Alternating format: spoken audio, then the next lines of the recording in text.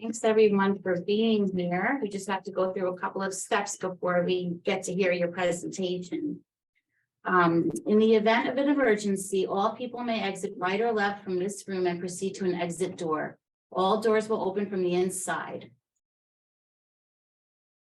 The New Jersey Open Public Meetings Law was enacted to ensure the right of the public to have advance notice of and to attend the meetings of public bodies at which any business affecting their interests is discussed or acted upon.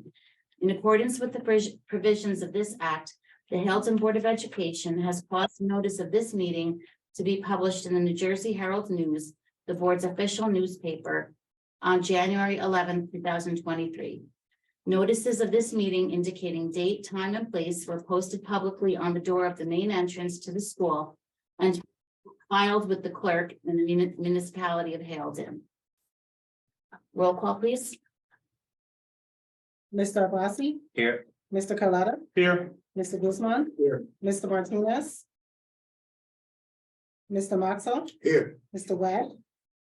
Mr. Zinn? Here. Mr. Zentanovic? Here. And Mrs. Issa. Here. Okay, so first on our agenda is a presentation by our, I think it's second graders? Second and third. Second and third graders. So I'm going to turn it over to Mrs. Cosgrove.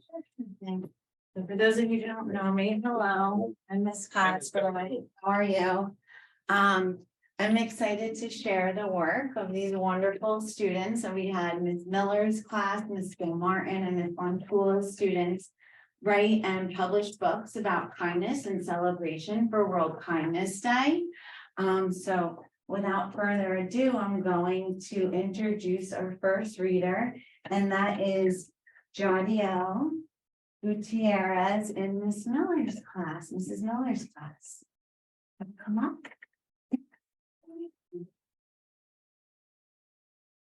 I figured I'd see if you guys want to pass these around. You can Thank see you, the Ms. great Cosgrove. work that everyone did. Oh, Mr. Laproto's GNP class did work on the book as well. They came out really amazing. Nice to see you. Thank you. Turn around. You want me to stand with you? Yes. You want me to stand with you? Okay.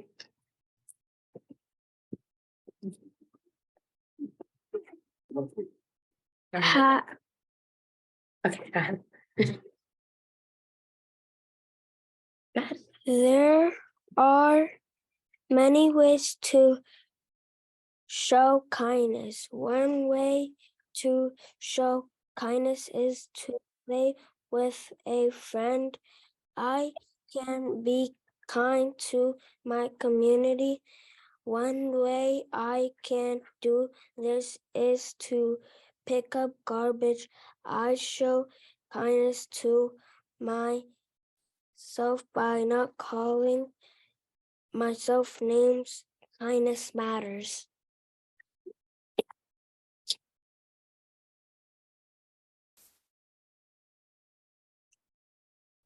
Next up is Camilla Beltran.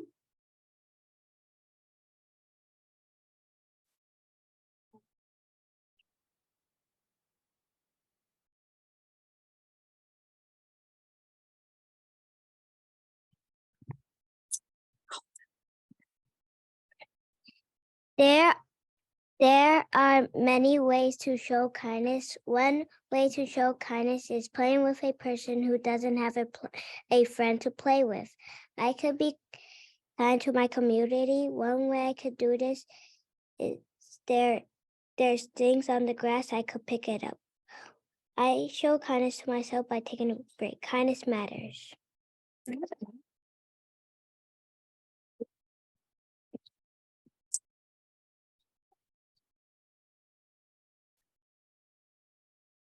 And next up in Miss Gil Martin's third grade class is Lucas Pinto.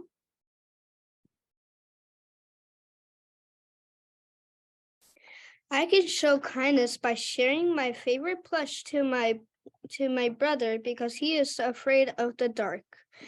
Kindness makes me feel not a freak. A time when someone showed me kindness was my BFF in kindergarten shared his file card that I won a prize. Kindness is powerful and it will always be.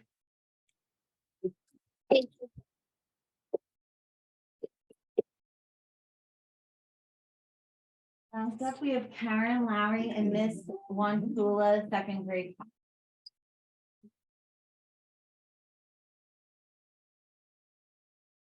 Can we hold it?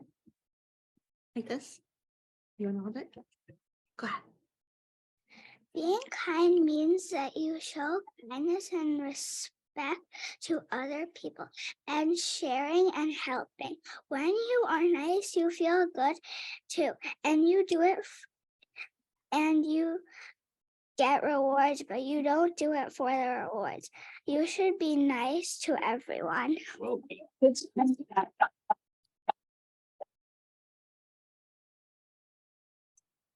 it. That concludes our presentation. Thank you. Thank you.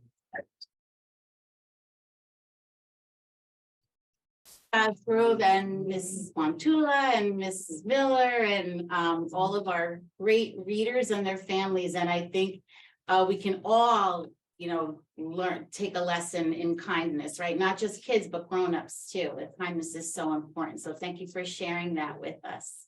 Thank you. Mrs. Cosgrove, do you want us to? Okay, Matt. Thank you, guys. Want to stay for a presentation on board ethics, you're more than welcome. But if you want to leave, we understand. Thank you, guys. Good. No news is good. Jeff, 80. Yeah, that's what I'm talking about. Yeah. Remember, be kind to me.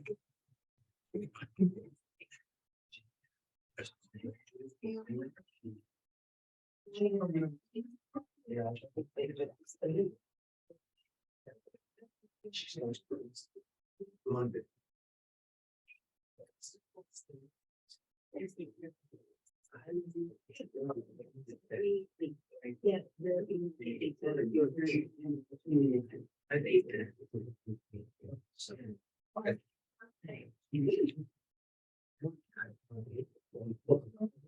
Thanks. That's right. I was just thinking the same thing. So that means. Right? How are you? That's what you associate. That's what I think.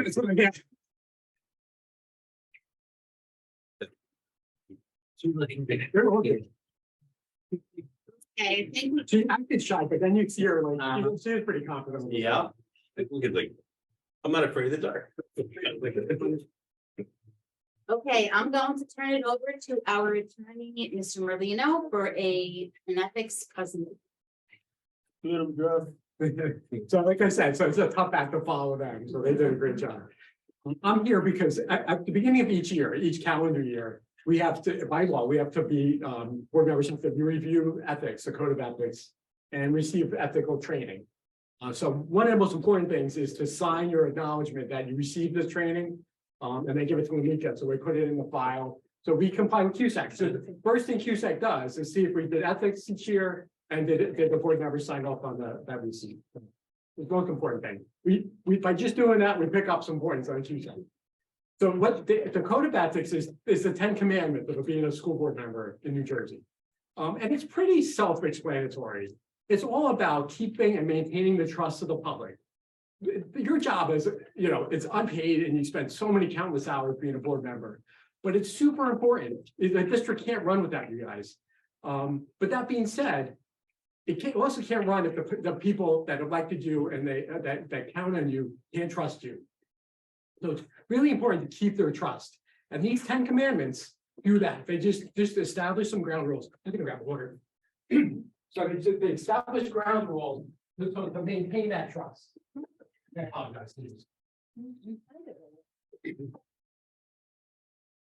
So these 10 commandments, as I keep saying, maintaining that public trust.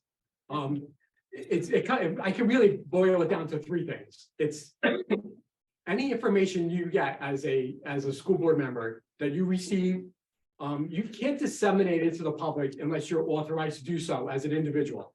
So the board can do it, The administration can do it, but individual board members, that information you receive just because you're a board member, you can't turn around and put it on social media or comment about it or put it out into the public or even tell your family members about it. So that's number one. The second one is you can't benefit personally by being a school board member. Because that'll, again, it'll reduce that public trust in you. So if you're a board member, you're doing this for the benefit of the district, not for the benefit of yourself. So you can't. So when it comes to employment issues, you can't vote on a relative's employment. If you have a spouse or a relative that's already employed in the district, it means you can't evaluate the superintendent. Because the perception could be that the superintendent is the evaluator of your spouse or your family member, and they may benefit by it. So therefore you benefit by it. So that's number two. So you can't benefit personally. And the third one is you can't take private action that may compromise the board. Board members have no power unless you're all together. It's only when you're a board sitting here today is that the board can take action. You personally can't do it. And you can't compromise, so even if you do something, even if it's what the rest of the board wants, and it's a great thing, you do it. Somebody could have the perception that you're being a rogue board member, and this may compromise the board. Probably doesn't, probably what the rest of the board wants, but it can be perceived as compromising the board, and therefore you can't do it. So those three things. Can't disseminate confidential information you get as a board member, you can't take private action, and you can't benefit personally from being a board member. So what do you do? So you come here and you talk about policy and the directions and take the recommendations of the superintendent, and then make your policy and make the budget and evaluate the superintendent, and those are the things you do, and those are really important. Like I said, the district can't work without you. But outside of this board, this meeting, you have less rights than before you were on the board. When you were a parent, you had more rights than as a board member. And that's really important to remember. Because if there's an ethical violation, if somebody thinks that you broke the trust of the public, they don't come to us, they go right to the state. And the state has a school ethics commission. It's 9 state employees, and they have a website and they have an email address. And if any taxpayer sends an email saying, hey, I was watching the Zoom tonight, and I think that board member, I saw the board attorney's advice on ethics. I think I saw this board member make a comment on Facebook about information that he or she received because he's a board member, and I'm going to make a complaint about it. The school ethics commission will take that, and it's that easy. If somebody could just send that email, they'll take it to complaint. And what happens is, I went to law school. I went to Seton Hall. There's a lot of kids that go out of college. They don't know what they want to do. They go to law school. Law school is really expensive. There's a lot of lawyers, a lot of new lawyers coming out of law school. Most want to go to private law firms to make money and pay back those student loans. Some are forced to go, and some want to go, but a lot go to government, and they work for the state or they work for the federal government. They either, some of the maybe Newark or a county seat. And there is a bunch of attorneey in these gray, dark skyscrapers, and they're not really updated. They were built in the 60s and haven't been updated since the 60s. The doors fall off, they're dark, they work in cubicles. And what happens is when the school ethics commission gets these complaints that anybody can send, they hand it off to one of these kids, these government attorneys. They're not paid a lot. They want to get a law firm job. They want to make a name for themselves. They are eager to take these assignments, and they run with it, and they go and make a big deal about these ethics violations, these complaints that they get for school board members. They want to do it. They go to the press. Next thing you know, they're getting quoted. They call them DAGs, a deputy attorney general. They get quoted in a newspaper, and they want to make a name for themselves at the expense of this board member. So it's real. I don't want to scare you off, but I just want you to just remember those 3 things. It's super important because you want to protect yourself. I'm going to give you an example that fits in a lot of those three categories. There's a public case. It was a neighboring district about 20 miles away. School board member is also a parent of 8th graders. He had a Facebook account. A true story. You can look this up because it made the news. So the school board member, kids were in middle school in the 8th grade. His sister-in-law and brother, they had a kid that was also in the middle school. Facebook page that was private, so they only had a few family members as friends. In the school, in the middle school, had installed vape detectors in the boys' bathrooms, or both bathrooms. And one day the vape detector went off. And unbeknownst to what was going on, but the kids just see security, the principal, the vice principal running down the hallway to the boys' bathroom. And that next thing you know, these four boys are sorry, a group of kids were in the main office. And it went onto Facebook where people were saying, hey, I think the kids they were doing a drug deal in the bathroom today in 8th grade, and can you believe it? Like, there was a lot of commotion going on. This board member calls the superintendent, like, man, what's happened today? It was just the new vape detectors that went off. So we ran down there to see what was going on. And it wasn't drugs, but under our policy, if a student is caught vaping, they have to get a drug test. A lot of schools have that. They just have to go, their parents take them to, the clinic or the hospital, they get a drug test just to make sure that what's in the vape is not marijuana. So that's common in New Jersey. So he commented to his sister-in-law on that private Facebook page that, hey, I spoke to the superintendent. It was just 4 8th graders. They weren't doing drugs. They were vaping, but they do have to get a drug test.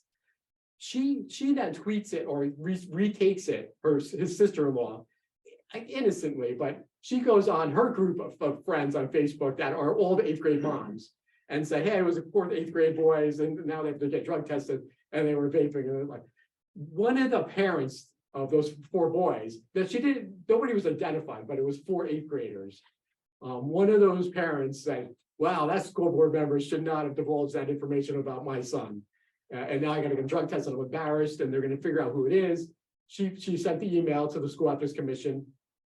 The deputy attorney general got the case, and he ran with it right to the newspaper and right to News 12 and NBC. And next thing you know, like, you have a picture of this board member, they take it off the website. Now he's on the front page, school board member accused of ethics violation. That person's livelihood is now impacted for the rest of his life. Like, he goes to fill out a job application. If you work for a bank or insurance company or a government or a police officer, hey, were you ever accused of an ethics violation? He has to respond, yes, I was. Innocently, but he disseminated that confidential information that he got about a student, and he put it on Facebook, where he's commenting about the school taking private action that could compromise the board. And I guess he violated 2 of the 3, but the school ethics commission said that he was in violation. He was kicked off the board. And now and it was, again, then he was kicked off. They wrote about him again, put the same picture back up on the front page.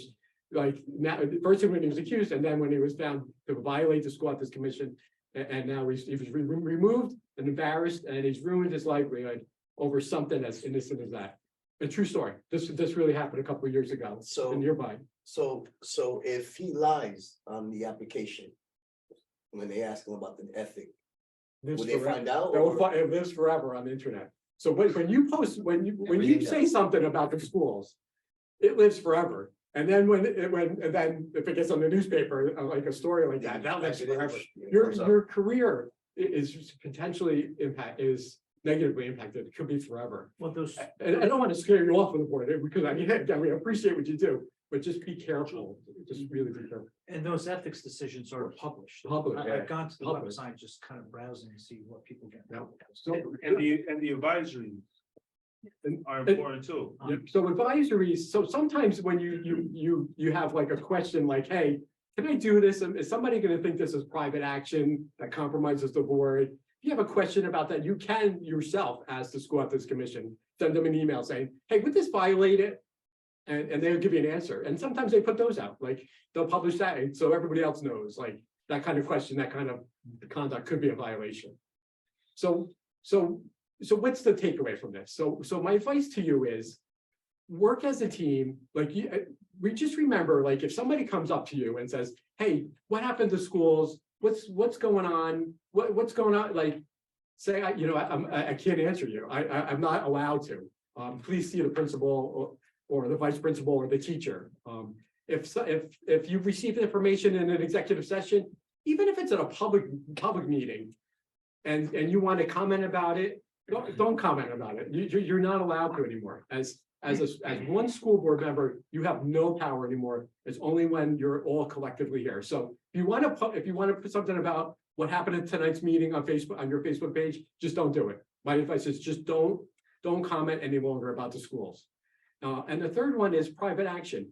If you think that somehow that you can compromise this board or the district by doing something privately, if you can benefit from it, like if you have a spouse or a relative, just remember that somebody's watching you and somebody might know your family background. Or so if you think that there's potential that there's a conflict, abstain. Don't recuse yourself. Say, you know what? I'm not voting. I'm not discussing this. I might be perceived as having a conflict. Might not really have a conflict, but I don't want the perception of the public thinking that I may have a conflict. And what the School Ethics Commission has expanded that a little bit to say, also like when if you run into a teacher, or if you have like even if your kids, and everybody has opinions. So like your kid's teacher, you're upset with the teacher. Don't put it out there that and parents always, and they have the right to criticize, and people have their opinions, like I said, and they can criticize a teacher. Board members can't criticize teachers. You no longer can take that private action, that private criticism or evaluation of a teacher or a staff member. You can't do it anymore. So it's important for you to remember that. Don't go to Facebook or comment about it on social media. You have to refer that to the superintendent only. So it's expanded a little bit. Like one of the examples, and so somebody asked about volunteering, and volunteering is one of those fine lines, like between private action and just helping out and being a good community member. Those one-off, like Dr. Seuss days, Read Across America, coming in to hand out pizza at lunchtime, those things are fine. Those don't compromise. They're not private action. But if you're going to come to something and direct teachers or supervise staff, that's considered private action because you have somebody here to do that. The teachers and the administrators, they do the day-to-day running of the schools. You don't administer the schools.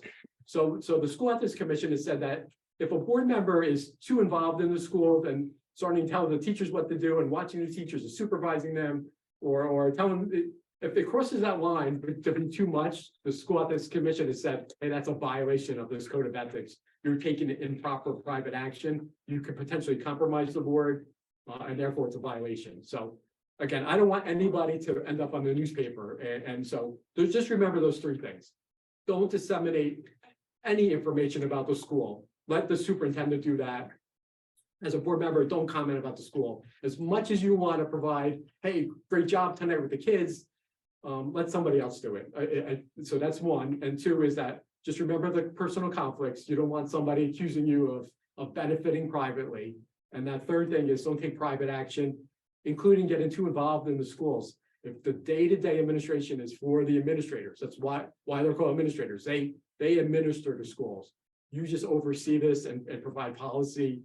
And again, you only have power when you're all together tonight. So that's it. That's my whole ethics spiel, but I hope it helps. Definitely. I have a question about the first one about disseminating information that we're privy to or that we. It's not just social media, right? It's like also Any information, even to a spouse, like that one I was mentioning, that was to his sister-in-law. In a private Facebook page, there's only 4 people. His wife, his brother, his sister-in-law. Those are the only 4 people on this Facebook page.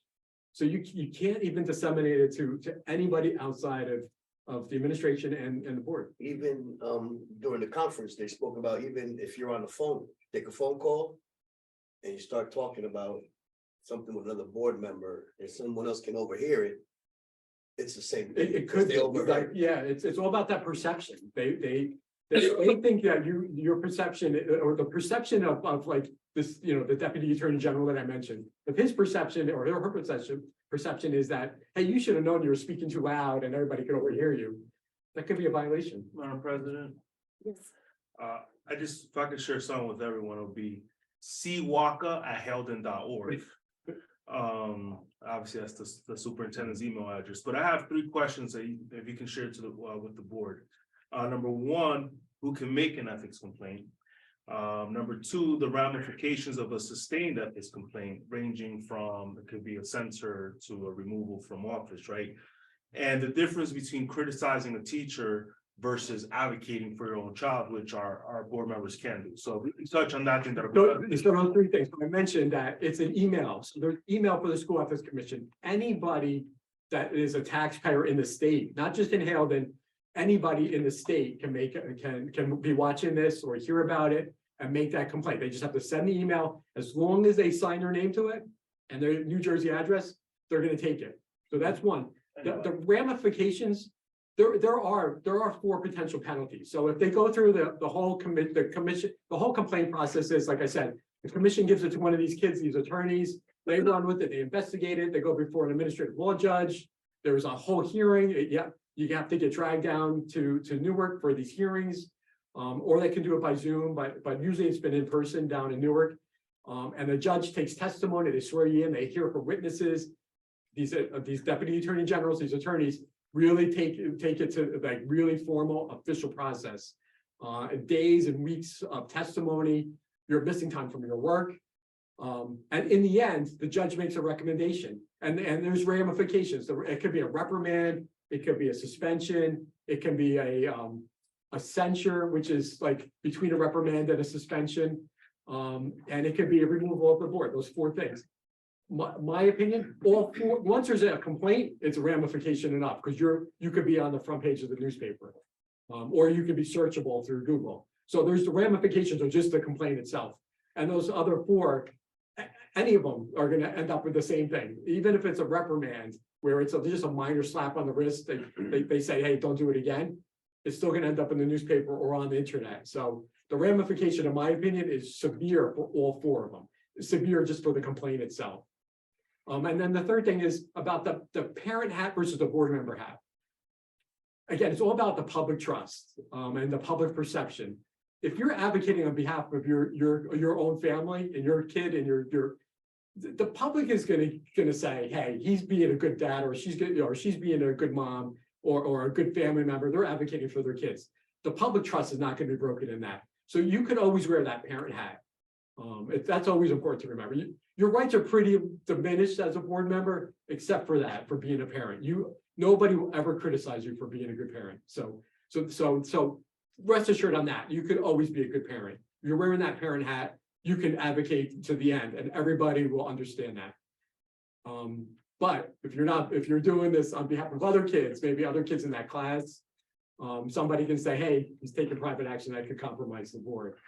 So a parent hat, yes, you're good, but be advocating for other kids in your kid's class, not good. I hope I answered those. Yes, thank you. What about instances where, let's say, you have a child in the classroom of a teacher whose professional development comes up at a meeting, right? You have to approve X number of dollars for them to go get some instruction. Is that? That's not a conflict. You are not. There's a line, but then next that has not crossed the line. So like it still has to get, the operations of district still have to occur. And if you start conflicting every board member who has a kid in that class for that teacher tag, you'll never get anything done. So they said that doesn't cross the line. However, like evaluating the superintendent, if you have a spouse that's employed in the district and then a board member wants to evaluate the superintendent, they said that could be perceived as crossing the line. You're now going too far because potentially you could get favoritism for your spouse and therefore financially for you by giving the superintendent an unworthy good evaluation. Any other questions? Okay, so remember those 3 things. Thanks, Jeff. No private action, no dissemination of information regarding the school, and avoid those personal conflicts. Thank you so much. Let's get back to the agenda. Reading the agenda. Okay, I got it. Okay. Motion to accept correspondence. So move. Second. Okay, moved by Mr. Motzko and seconded by Mr. Martinez, I think. Roll call, please. Mr. Abbasi, Yes. Mr. Coletta, Yes. Mr. Guzman, Yeah. Mr. Martinez, Yes. Mr. Moxell, Yes. Mr. Zen, Yes. Mr. Zentonovic, Yes. and Mrs. Zissou. Yes. Approval, motion to approve prior minutes. Second. First. Moved by- I didn't get this, did it? Mr. Well, Mr. Baki, I think, because Mr. Martinez hadn't. Did you put your hand up? Mr. Martinez already seconded, so. I was doing the side one. Tina, Okay, roll call, please. Mr. Abasi, Yeah. Coletta, Yes. Mr. Guzman, Mr. Yes. Martinez, Yes. Mr. Moxell, Yes. Zen. Stand. Okay, wait, Mr. Zentonovic Yes. and Mrs. Zissou. Yes. Okay, can I have a motion to open the floor on agenda items only? Motion. Okay, so moved by Mr. Zinn, seconded by Mr. Motzko. Roll call, please. Mr. Abasi, Yes. Mr. Coletta, Yes. Mr. Guzman, Yes. Mr. Martinez, Yes. Mr. Moxell, Yes. Mr. Zen, Yes. Mrs. Zentonovic, Yes. and Mrs. Zissou. Yes.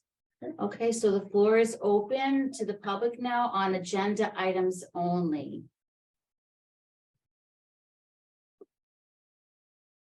Mr. Miller, is there anything in the chat? Second. Okay, motion to close, moved by Mr. Guzman, seconded by Ms. Let's go, roll call, please. Mr. Abasi, Yes. Coletta, Yes. Mr. Guzman, Yes. Mr. Martinez, Yes. Mr. Moxell, Mr. Penn, Yes. Mr. Zentonovic, Yes. and Mrs. Zissou. Yes. Reports, okay, so I will start with my report. So first I want to start off by just pointing out two pieces of good news that we received from the New Jersey Department of Education. HPS has been notified that we met the criteria to be eligible to exit targeted status effective June 30th, 2023. So we had been designated as a comprehensive and targeted school by New Jersey Department of Education due to some lower performance in certain areas. But because of improvements in student achievement and other school accountability factors, since then, HPS is no longer, it will no longer retain this status. Great. So this is great news. And on behalf of the board, I would congratulate our administration and our teachers. And maybe, Mr. Walker, you can talk a little bit about that during your report if you want to just, mention that. The other item is HPS's corrective action plan for fiscal year 2020's collaborative federal monitoring report was reviewed and closed out by New Jersey Department of Education's Office of Fiscal Accountability and Compliance. So all the recommendations from the corrective action plan were implemented and the findings have been cleared.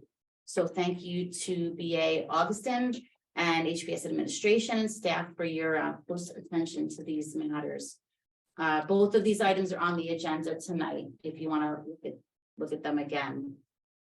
Secondly, I want to inform the board that Mr. Waka, Ms. Augustin, and Mr. Merlino met with HEA President Mrs. Cartena and Vice President Mrs. Puchalowski and their attorney to begin discussions on the next teacher contract. So the current contract is up June 30th. And we are committed to negotiating a renewed contract by the end of June. We signed off on negotiation ground rules and our next meeting is March 14th. So we're looking forward to productive working sessions and, a renewed contract that is agreeable to everyone. And we'll keep you all posted. So that's it for me. I'm going to turn it over to our Chief School Administrator, Mr. Waka. Thank you, President Isa. I want to start by thanking Ms. Cosgrove for her SEL presentation. Her kids did a great job. And Mr. Berlino, for your ethics training. Your presentation was much more concise than the school board's one I went to in Verona a couple weeks ago. So thank you for that.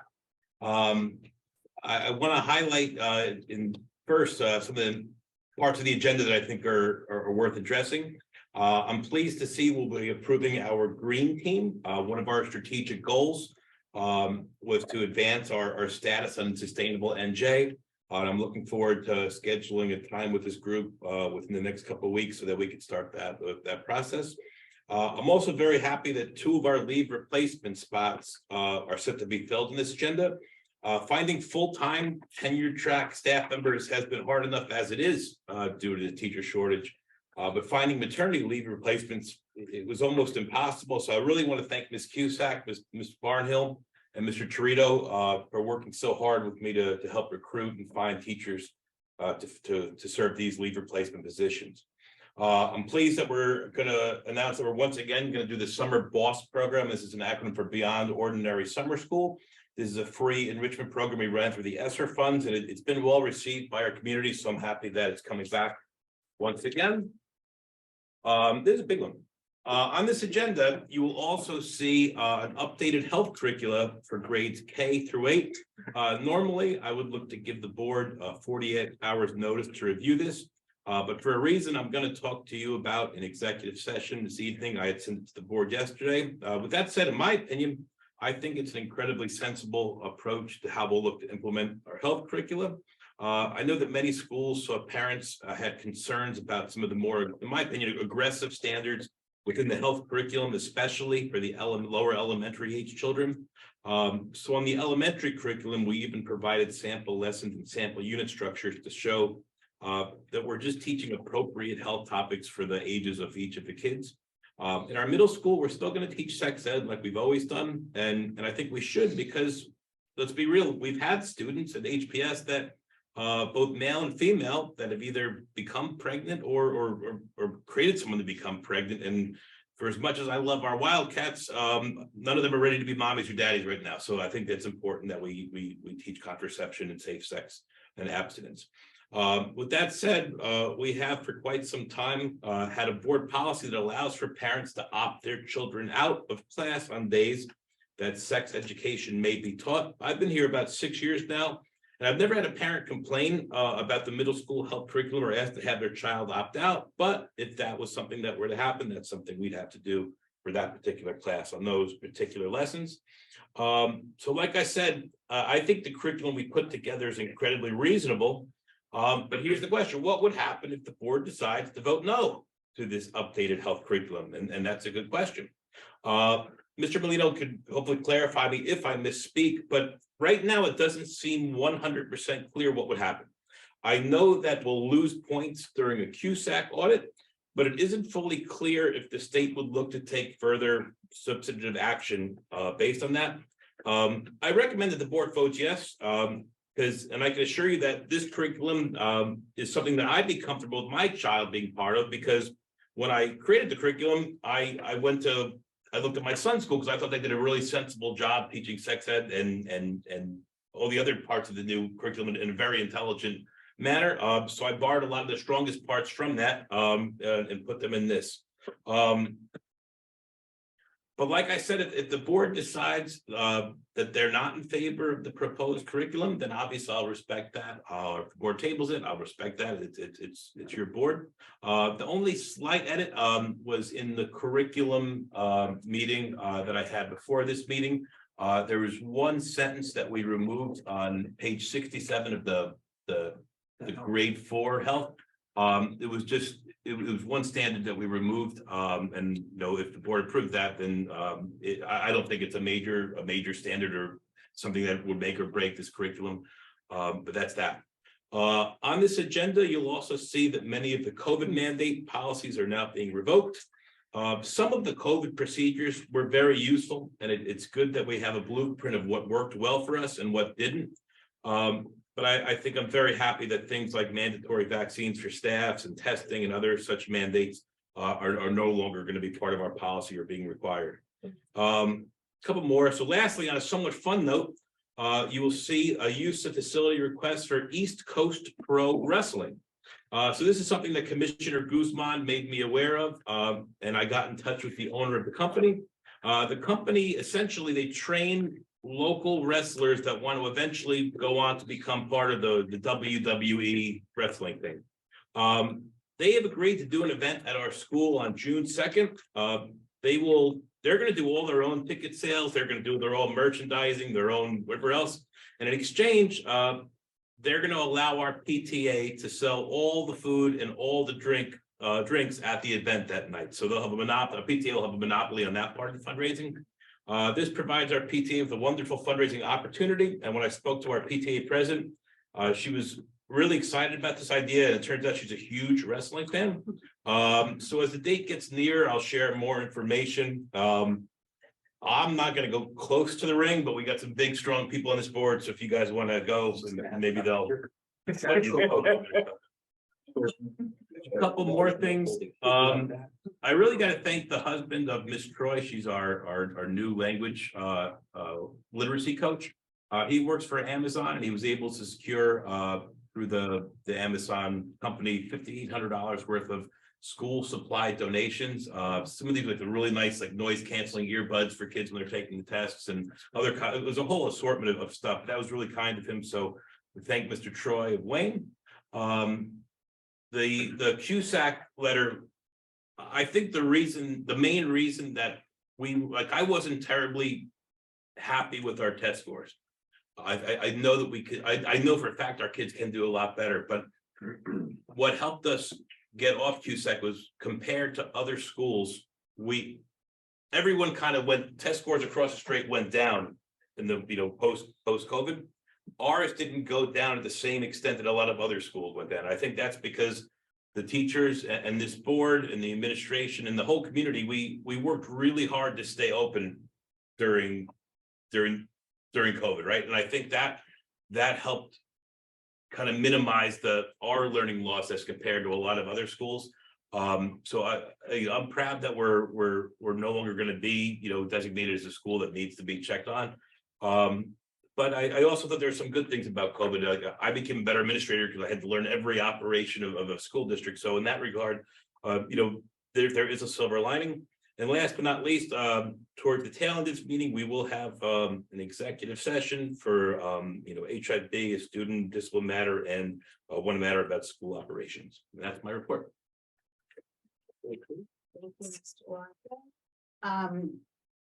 BA Augustin.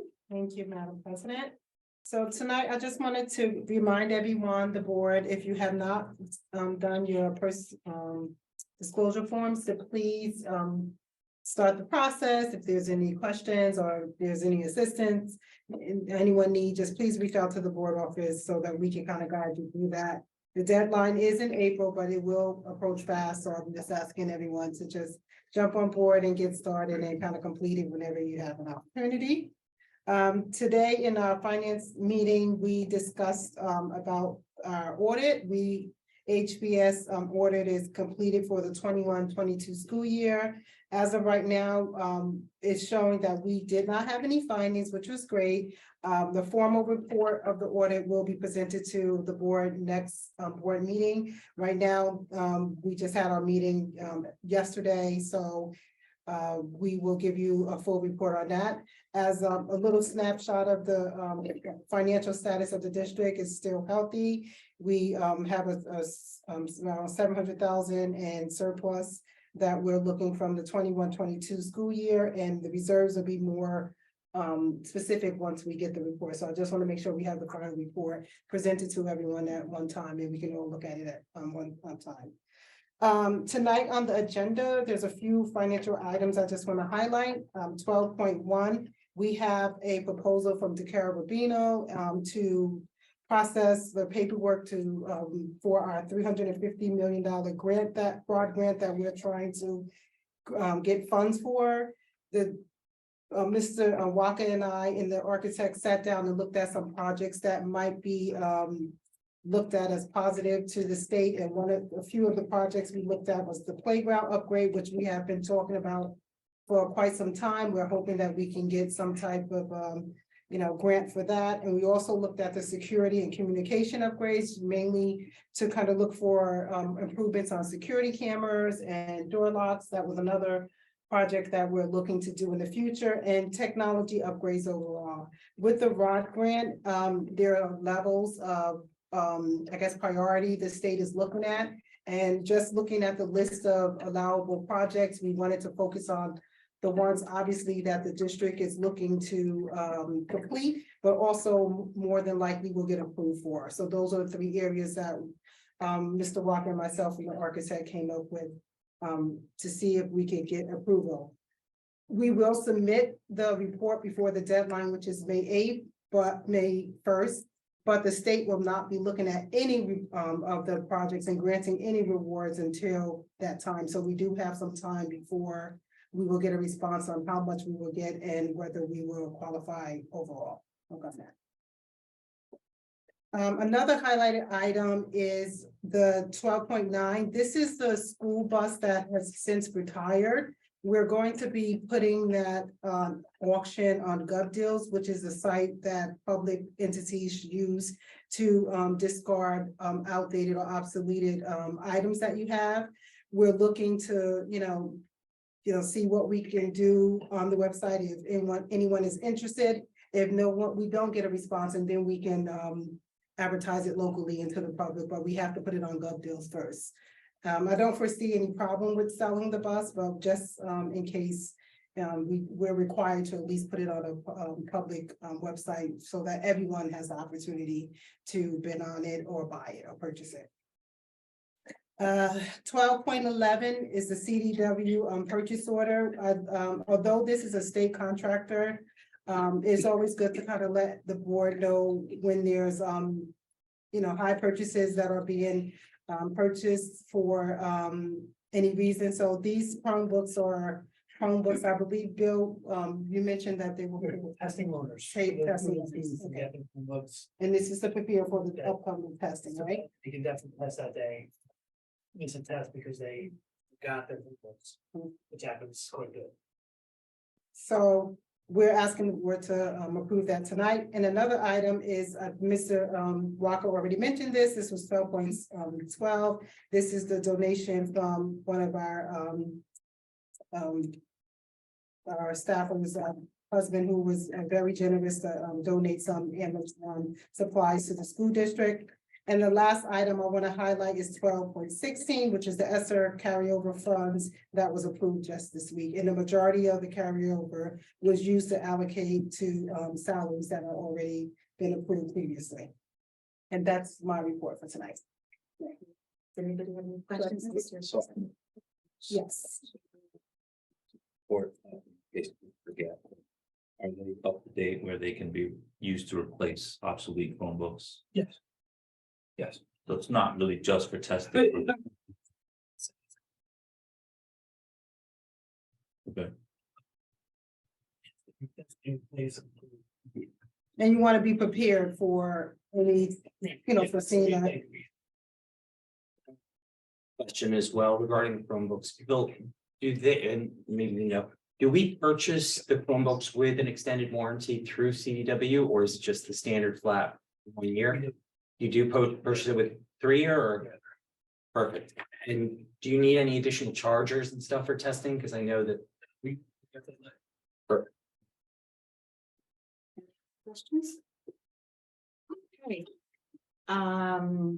Personnel and Mr. Guzman. Agenda items only. Curriculum and technology, Mr. Abasi. Yeah, just to follow up, the one thing I'll talk about is on the agenda, like Mr. Walker mentioned, we have the health curriculum. So, because I know this is a hot button topic. So the one that in the PDF on page 67 of or 66 of the 4th grade curriculum, 2.1.5 SSH.3 is the one we're omitting. It talks about ways to promote dignity and respect, and it specifically calls out all types of people. So we have that in our agenda regardless, demonstrate ways to promote dignity and respect. So there's no really need to call it out there a second time. And then on page 67, there's also a call out there with regards to health and safety and personal safety. So identify strategies for fourth graders that could use to call attention to or to leave an uncomfortable or dangerous situation. There's a bunch of scenarios listed and includes sexual harassment, assault, and abuse. And unfortunately, with minors, that does happen. But that's the only. Those are the only two things in the entire K-4 health curriculum that mention anything sexual. So that's why we removed the one from the SSH, and then we're leaving the sexual assault in there. And then in the 5th to 8th, it just starts in 7th grade with calling awareness to STDs. And then on page 24 in 8th grade, just we get into things like sexting, child pornography, and sex trafficking, so that they're aware of the dangers that you can get in with your phone. So everything else, agenda items only. Okay, before we move on, I just want to ask a question now. If we omit, you're requesting to omit one of the two things from the K to. Just the one. Just the one. Can we still approve this if we decide to omit that? Or how would that work? Well, we can strike it out and we can, I think we have to pass I think we have to create a new resolution with the, changes in it. Okay, Okay. so we would say if we wanted to vote yes, but with that With that stipulation, changes. and then we vote on it again. Yes. Okay. Mrs. Yes. I have a question. It's the 2.1.5 SSH 3, Yes. correct? And are you looking to strike the whole thing, or are you suggesting just striking the example? In our committee meeting, we discussed, I said, look, it just says all people, let's just leave it there. There's no reason to get into gender identity and orientation and race and ethnicity and all those other things. And it was suggested, why not just take the whole thing out, because it's an underlying. It's the third standard under that unit. So it's not even like the primary part of that unit. And I think you could make a strong argument that in every class, in every unit, where we want to teach dignity to everyone. So to me, I don't think the structure changes any tangible way by removing that standard. That one unit. statement. Yep. Okay. Thank you. I do have one follow-up question, if, for Mrs. Marino with this, again, like, Superintendent Walker said, the only known penalty right now is loss of points on the report, correct? There's currently no financial penalties, there's no. I just have something when you're done. Okay, so that, as of right now, is there a deadline that you're aware of that this has to be done by? I don't know if there's a deadline, the timeline for it, but No, it was supposed to be done already. Yeah. So when the governor announced that he wanted to have a task force review some of the, the health, some of the controversial parts. To me, that was a signal that I don't want to put something forward to the board, and then while the governor's having a task force review it, the DOE said, we reviewed it, we don't want to change anything. But they did give a little more wiggle room in saying that basically these are the total standards, but you guys are making your own curriculum based on that. And there's some school districts that are even in grades 2 are teaching some pretty, aggressive, sexual things to children. And philosophically, I didn't think that's, what our kids necessarily, I don't think we need to teach them that at that young age. But we're getting our CUSAC audit, because we're still a CUSAC school. So I had to send copies of all our curriculum, and the guy even wrote back, you guys should be really proud of your curriculum, but the one thing I didn't have was this piece, right? So that's why I'm putting it in now, because I told them that, I'm gonna present the board, but the board's gonna decide what they want to do. Madam President, Yes. I was just gonna wait till it came up, I think it's 8.10 on the agenda. I just wanted to commend the superintendent, administration, and the policy committee. I reviewed this, and if you take a look at ours as compared to other school districts, where other school districts are I'm not trying to knock any school district for the record, I'm just pointing this out, sexually explicit, teaching things like anal sex and other and lower grades and things of that nature. This seems to be very in line with what we're doing here at HPS, which is providing a reasonable education for our children, nothing more, nothing less. And although right now that we're saying CUSAC points may be the only thing we can be hit on, but there's something that I'm personal level, I'm not gonna play around with, and that's called state aid. I'm not going to symbolically vote no on this, so I can say, oh my God, look what I did, I voted no, and roll the dice on our state aid. State aid is the reason why we have the Certified Angels program, why we have a school resource officer in our school. We're able to do all the things we've done in the last 4 years, you know? So why go against the Department of Education when we have a reasonable health education curriculum that was presented to us by our chief school administrator? I think that would be foolish of us to do. And for the record, I'm gonna be voting yes on this tonight. Thank you very much. Thank you. I have two follow-up questions. One has to, with this CUSAC points. Like, what is the purpose of, I mean, if there's no like, teeth to not adopting a certain curriculum, and all we're losing is CUSAC points, that begs a broader question, like, what is the point of CUSAC? Well, no, I mean, at least the thing. The financial impact. Yes. You spend a lot of administrative time. I mean, if you have a low enough CUSAC score, does that invite state intervention to come? Yeah. The other question is, I mean, I don't know, I haven't really compared this to other schools. But is there some kind of opportunity for parents to opt out?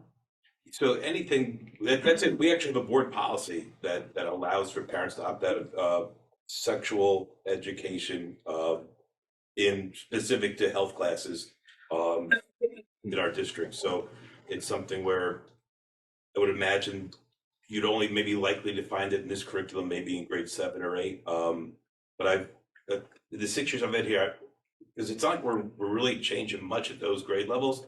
I've never had a parent even ask me about it, you know, about what we're doing in those grade levels. I think a lot of the fear was the lower elementary, and that's why we focused hard on that. For argument's sake, let's say a bunch of parents come forward, they want to opt out from that part of the curriculum. Is there any impact on that child's grade? No, you couldn't punish a child for it's the same way, like that's why when the kids take the state tests, right? Some parents, you know, we hope they don't want to do this, but some parents will opt their kids out from that. That's why we don't use that to like determine who goes to gifted and talented or who goes to like the national honor thing or whatever else like that. Madam President, another thing too is the reason why we have that policy and the reason they're able to opt out of this is because that is the state law, correct? That is what the Department of Education has put in place that enables us to create a policy like that. We're able to put a policy in place and they can opt out of this because the state has allowed us to do. Correct, Mr. Walker? I really know it's a law question. Yeah, it is in law. Yeah. So we're not saying, oh, you can opt out of this because the Health and Board of Ed said so. The state said so. President, I have one follow-up question. The other question, again, I'm new, so feel free to correct me if I'm wrong.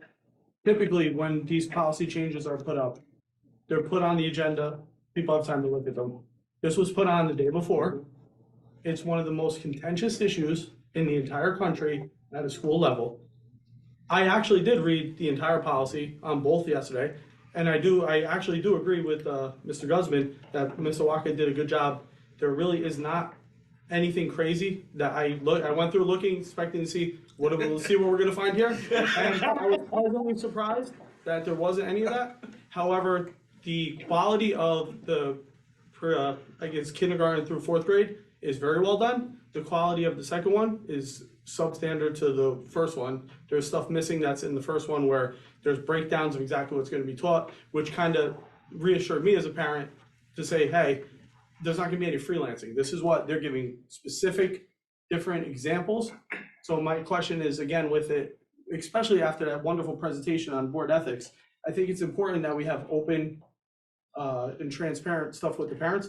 I don't think most parents, being that even somebody like myself who will check, I would have checked the agenda as soon as it came out. I wouldn't have checked it last night to see if there was any changes. And we've already closed the public comment session on agenda items only. So that's my concern. I don't think that people have any time to, you know, the stakeholders have any time to give their input and have any kind of say in whether or not, again, and I was pleasantly surprised. I'm not attacking the work that Mr. Walker did, but I do feel that the other stakeholders in town should have the opportunity to look at it and see, because, you know, more eyes on something better. And again, there's no threat of losing state aid at this point. So again, when they threaten money, then you have to behave differently. When they're threatening points on a piece of paper, I'm not really concerned. Yeah, your point about the 48 hours notice is astute. I agree with you, and we're gonna talk about a little more about that later. I just thought of this now. There's also the idea of voting to approve it tonight and then doing the same exact thing the next meeting, right? So that we get that notice out, we'll have a chance to review it. So then we could satisfy the idea of, hey, CUSAC, you know, we have it here, and we all know that we're going to put the same curriculum up at the very next board meeting when we meet in a couple of weeks. That's something this board could do. Yeah, but to the point about, you know, I agree that the K through 2, that was where I probably spent the most focus on, because that's where the most focus statewide was. You know, so that's why I think you're seeing a level of because most curriculum won't go that detailed as far as all those sample lesson plans we put in. But yeah, that's where a lot of the time was spent on that. So I have a question. So you're saying we could vote on it tonight and then have it on the agenda again in the next meeting? Because I do want to vote on this tonight, so I would say we should do that, you know, and then we give parents, you know, or whoever stakeholders a chance to look at it. Or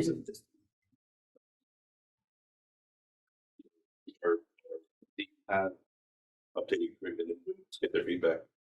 Do you have detailed lesson sample plans for 5 to 8, the way you put in K to 4? When I looked at put out to the community, what we look to, you know, spend time to work to, you know, because this was a project that, you know, I ended up taking on my shoulders for the most part. This we'll explain why later. But it's something where, like, I know how to write strong curriculum, so it's something that it wouldn't be hard for me to do. What about the book or books for the classes? I mean, is there an opportunity to take a look at what the books? I mean, do you have a book in mind? A lot of it like online, because like, for the elementary, they only meet like maybe 9 times a year for health class. So like, it's once a week for a marking period when it's like your health thing. So there's less. You know, a lot of it's like online resources. For the middle school, I think it's more of a textbook, because they have like, I think 45 sessions or something like that. Yeah, I could send you guys links to that. Yeah, I think it could address some, you know, some concerns, being able to take a gander at the book. Mr. Walker, the idea is to do the presentation to the community before the next Boy, meeting. if we wanted to do that, then I'd be happy to send to the public, here's what was, you know, through the mailings, probably the best way to catch something like that. Here's what, you know, we approved, you know, we're gonna, if they want to give feedback, you know, I could create a Google Doc of here's all the feedback I got. There'll be some parents will probably get back to me, but I don't think I'm gonna get 300 messages back, because I think a lot of people are gonna see what Mike and George said and said, you know, this seems like something I'd want my kids to be learning about at all, you know, the appropriate times, the appropriate grade levels. Madam President, I just wanted to say one more thing. I think it's important, Mr. Walker, that we do that the community is aware that what prompted this is the state. It's not something that we initiated as a board. Yeah, so I'll make that message clear early on in the communication that I give. And yeah, I'm confident that this curriculum as it stands is something that's, you know, like I took a lot of the strong parts when I saw at other schools that I think are doing well with this. And that's what you're supposed to do in education, steal the things that are working so your kid's gonna have them. And then it's gonna take me a little bit more time to do sample lesson plans for the grade 4. But by the next board meeting, I could have some of those in there. President, I did have one follow-up. I try not to keep asking more questions, but to your point of Mr. Walker, I don't understand the point of voting on something and then re-bring it up next week, like, oh, we're gonna vote on it. And then we'll give them the opportunity to look on it. It seems kind of disingenuous. Again, the thing is, if people want to have a chance to look at it, we just had an ethics presentation. I think people should be presented with the opportunity, especially after a public session has been closed, to even, for them to address it. I think that, you know, I don't know, like I said, being new, personally, once it comes up to vote, I'm gonna make a motion to just table it. And if it fails, that's fine, you know, it is what it is, but Yeah. it's, you know, majority rules, I get it. So I just don't see there's no issue where this is something that is being, how many times in this year has the state or somebody called and asked, why isn't this done? Is this done? Is this, you know what I mean? Yeah. So we're at a place where we pretty much have a majority. It doesn't seem bad.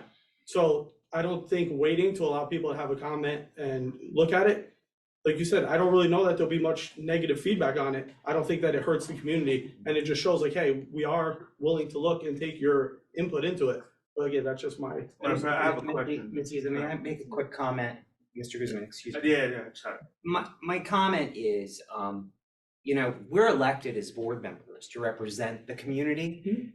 And I'm pretty sure that everybody here has gone through this and we are representing the people. I mean, if you're okay with what's in it and you're okay with what's in it, I see no harm in taking a vote tonight to get that passed. We represent the community. If the community members, 1 or 2, have an issue, or 10 have an issue, we'll happily do a review, but I don't see any reason And I'll to table still, this. either matter what happens, I'll still send it out to the community. I for think their- you should. I think that's a great idea. I just don't see any reason to table it. Just, I mean, it's pretty clear cut what we're doing. I agree. We're not reinventing the wheel, and what's happening is something that needs to happen. So, I mean, it's just a matter of us taking a vote. If there's community speeding, I'm pretty sure they're gonna voice it. And if we need to go back to basics or go back to the drawing board, we at this point, but if nothing comes out of it, then we continue moving forward. I'm just wondering, you know, just for argument's sake, let's say it was passed tonight. Can we just go back and revise the curriculum? I mean, we do that with policy. Correct. That's what I'm saying. Nothing's changed. Like, we're not reinventing the Yeah, wheel. the reason I put this on tonight is because of the, you know, the acting educational specialist through the Q's that could ask me, you know, I need copies of your curriculum, and I gave him everything except this, and he said, when are you gonna get this to me? So that's why we have it on here tonight. Yeah, I just have a question. I agree with Mr. Coletta and as far as what he's saying, but I just have a question about CUSAC. When is this due by, like in terms of for CUSAC purposes? So there's 5 different parts of CUSAC, right? Correct. And there's 5 different, I guess, auditors who work for the DOE that one's in charge of each part. The person that does like building and grounds will work mostly with Lamika, and they'll do the tours. So that I don't know when that's going to happen, or if it's already happened. But the email that I got from the person doing our audit was, I told them that by this meeting I'll have an answer, yes or no, as far as where we're going to be at the curriculum. Okay, well, I guess we're gonna vote on it and, you know, vote as you see fit. Sure. Okay, so policy and public relations, Mr. Martinez. So, with policy, we had some revised, but the most important were the ones that were abolished. The road forward to COVID-19 health and safety and school employee vaccination requirements, those were abolished. And the most new one is R2425, which is emergency virtual or remote instruction program. Other than that, it's agenda items. Okay. Security and safety, Mr. Zlatonovic.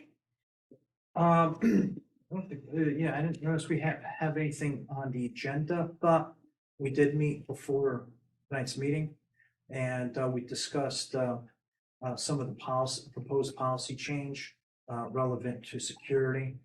And we also discussed cybersecurity issues. I mean, nothing to be alarmed, just kind of, you know, good to check in. I just also want to add the New Jersey State Bar Association Foundation has a couple of HIV training sessions coming up. It's free.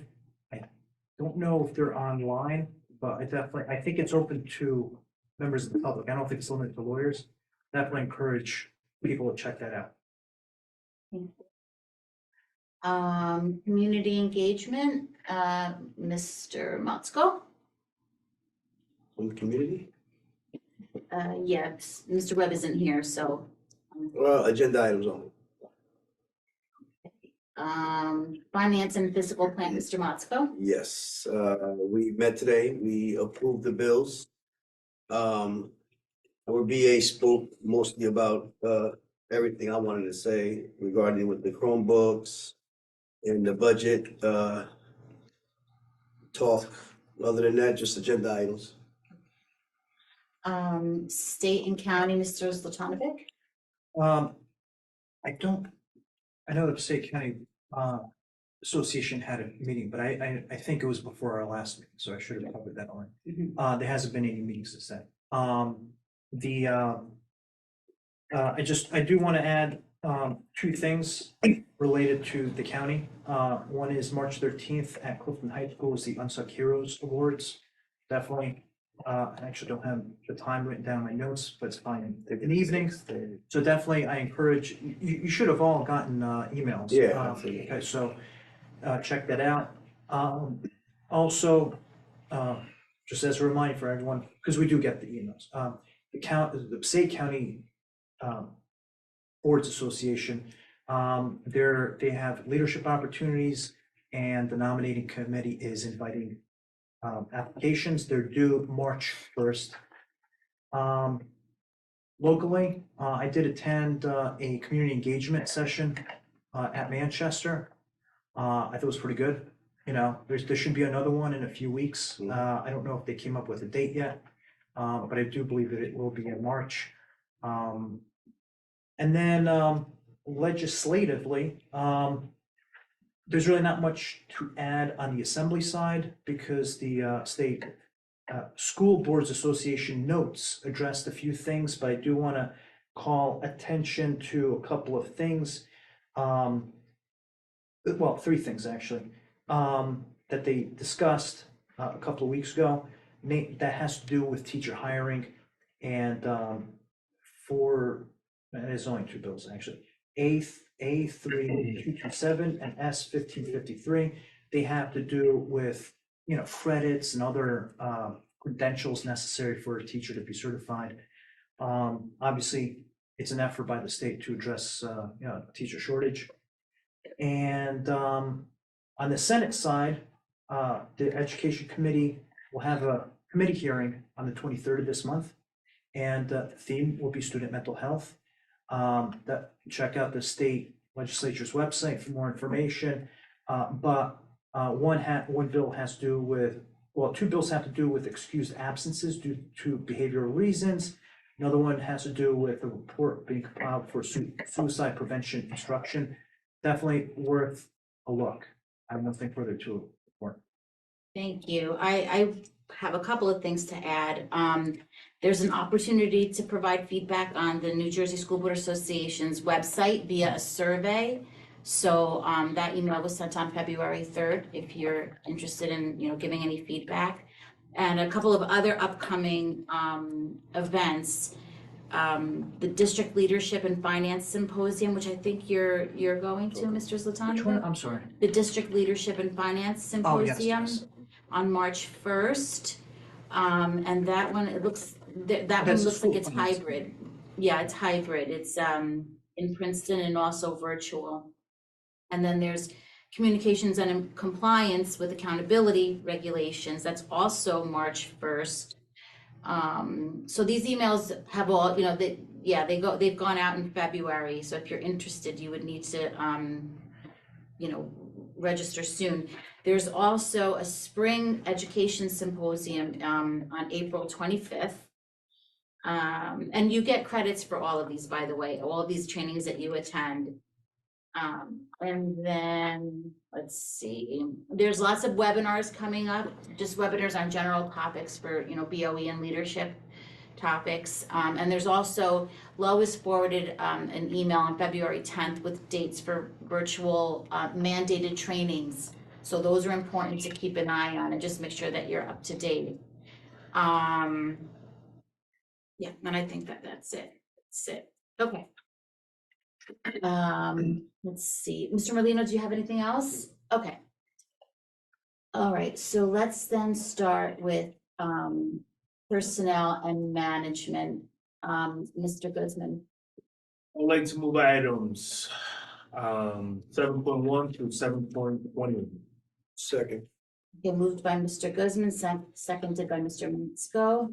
Roll call, please. Mr. Abbasi, Yes. Mr. Coletta, Yes. Mr. Guzman, Yes. Mr. Martinez, Yes. Mr. Moxo, Yes. Mr. Zen, Yes. Mr. Zentanovic, Yes. and Mrs. Issa. Yes. Okay, curriculum and technology, Mr. Webb is not here, so. Sorry, Mr. Abbasi. 8:10, you can move this with revisions to 8:10. So we don't have to do two motions. So if you want to make this additional motion as revised. So, yeah, I'm looking to, let's move 8.1 to 8.10, noting that in 8.10, we are striking 2.1.5 SSH3. Second. Okay, so moved by Mr. Abbasi, seconded by Mr. Zinn. Roll call, please. Mr. Abbasi, Yes. Mr. Coletta, Yes on everything except 8:10. No on 8:10.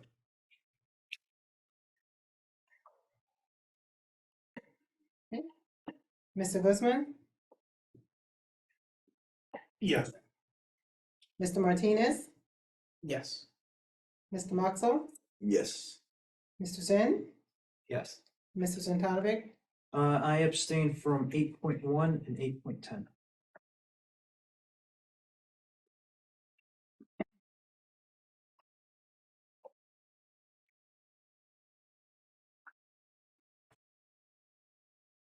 okay, Mrs. Issa, Yes, and on 8.10, I vote yes as presented. I think it's fine the way it is.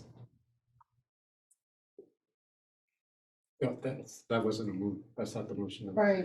So what, Yeah, it's just, Yes. it's amended. oh, so I have to, if I vote yes, then I have to, So it's yes or yes. yeah. Yes, sir. I think it's, you know, fine to keep it up, but I suppose it's fine to get, vote yes.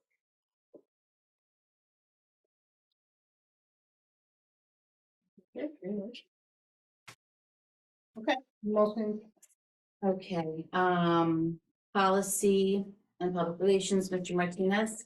Move forward. Second. Moved by Mr. Martinez, seconded by Mr. Motzko. Roll call, please. Mr. Abbasi, Yes. Mr. Coletta, Yes. Mr. Guzman, Yes. Mr. Martinez, Yes. Mr. Moxo, Yes. Mr. Zen, Yes. Mr. Zentanovic, Yes. and Mrs. Issa. Yes. Okay, and we're jumping down to finance and physical plans. Let's go. 12.1 through 12.17. So moved. Okay, moved by Mr. Motzko, seconded by Mr. Martinez. Roll call, please. Mr. Abbasi, Yes. Mr. Coletta, Yes. Mr. Guzman, Yes. Mr. Martinez, Yes. Mr. Moxo, Yes. Mr. Zen, Yes, abstain 12.8. yes. Mr. Zentanovic, Yes. and Mrs. Issa. Yes. You need something? Did you have a question, Mr. Goodman? Yeah, I just want to point out, I lost it, I'm sorry. Certified Angels presentation on bullying. It says say PD, but that's also held in PD as well. I just want to, if the record could reflect that, I just wanted to point that out.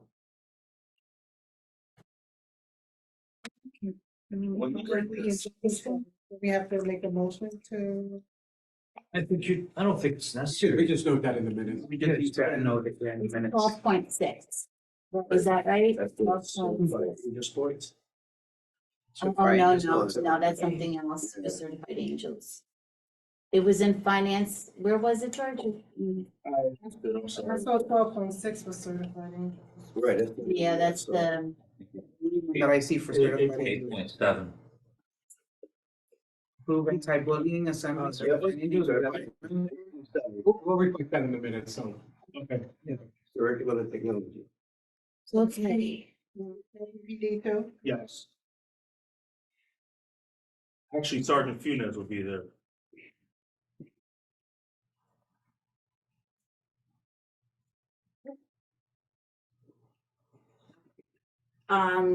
New and old business. Does anybody have I have a any? question on old business. At the reorganization meeting, there was a member of the community who gave complaints against two staff members. I just, I don't know if it's the right appropriate time to ask or not. I wanted to know from, Mr. Waka, were those complaints investigated and was there follow-up with the, parent who complained? No, we can't talk about. Okay, The exception. okay, So that is an administrator okay. action that. Glad you're here. No, thank you. With something like that, let's say he posed that question substantively, you know, and he wanted to answer it, would that require a rice notice? Yeah. Okay.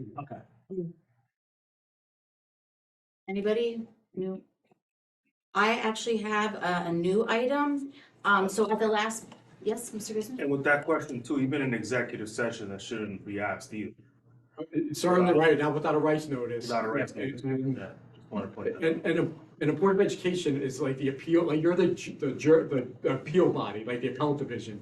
It needs to go through a lot of the chain of command before it even you can even ask the question. Okay.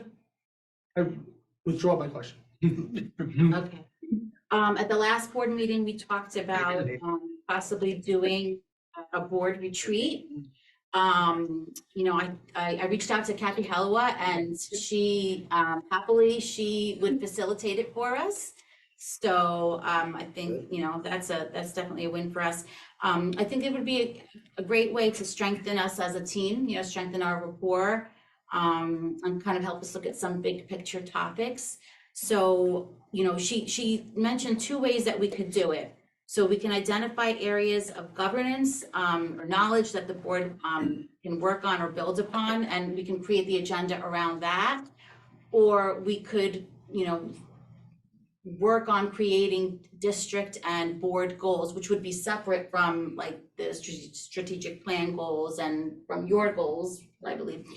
And, you know, and then she said she would add in like some professional learning too. So it's something that we could do. It could be like a one-time thing. We could do it every year. We could do it every couple of years, but I think it would be nice to try it. You know, I think that would be a good exercise. Where do you think? It has to be public. So, I mean, I think we should do it here, right? You know, it has to be a public meeting because we're meeting as a board, but we could do it on an alternate day. But we wouldn't, you know, we would do it. We could do it on Thursday night. We could also do it on a Saturday morning. She suggested, you know, and we can, you know, she even said that some boards, they do it, they make it fun, like they make it a potluck, you know, we could do something like that, you know. So I'm you know, I'm open to ideas. Does anybody have any, you know, you can think about it if you have any ideas off the top of your. We could talk to the lady from the news and probably just set it up there. You can include food and everything for us. Well, we could also have, well, a potluck, we bring our own food. Well, you did mention that. No, we'll get to know about each other. I was gonna say, We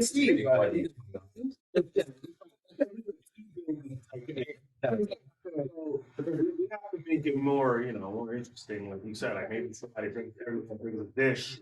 I like. It doesn't necessarily have to be at HPS. I mean, we can have it in town, but somewhere else. I'm just thinking outside the box. I don't know. Maybe I don't know. yeah, Lenise or something. Maybe near HPS. I don't know. If we have it here, then we could do a potluck and, you know, make it We more. could have Machio's feed That's us. the rec center and play basketball. Oh. But in any case, do we have any like idea of, you know, would we prefer like a Thursday evening, a Friday evening, a Saturday morning? I think a Saturday morning. Does everybody, For potluck pledge. Well, yeah, it's tough for potluck, but it's more open for if, I mean, it's open for everyone, right? Or it's A just. Saturday afternoon, yeah, it has to Saturday be. afternoon. So then That's me, no? Yeah. Saturday afternoon. We could make it a lunch potluck. Like it. Saturday afternoon, and then we could discuss venue.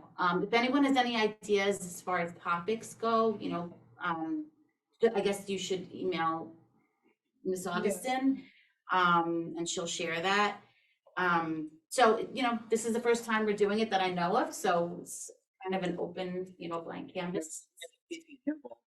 Parents involved to see what topics they would like for us to give Well, out. this is about us. This is about us as a board, things that we want to work on. Like if every board member brings their own, like, what can we do better? What can we add to the district? Bring a And kind of dish bring and it- bring what you can. Bring do. additional wish. Additional wish. And I don't know, I'm just throwing that out. there. Like that. Think on it, okay? Think on it and, maybe, when if we have some, ideas, we can discuss it again at another meeting. I'm thinking more like, late spring or maybe summer, maybe one of the summer ones. After spring, definitely. Although I don't know if you want to give up the Saturday in the summer, but Are you guys looking maybe to do late. this after school finishes? Well, that's what I'm saying. You can do it literally right after. Yeah, maybe right after the June. Literally right after the. A couple months where we just have one meeting. I mean. Those are so I think April, we have 1 month, and then the rest we have 2 up until like July. So if it's bring your own biscuits type of thing.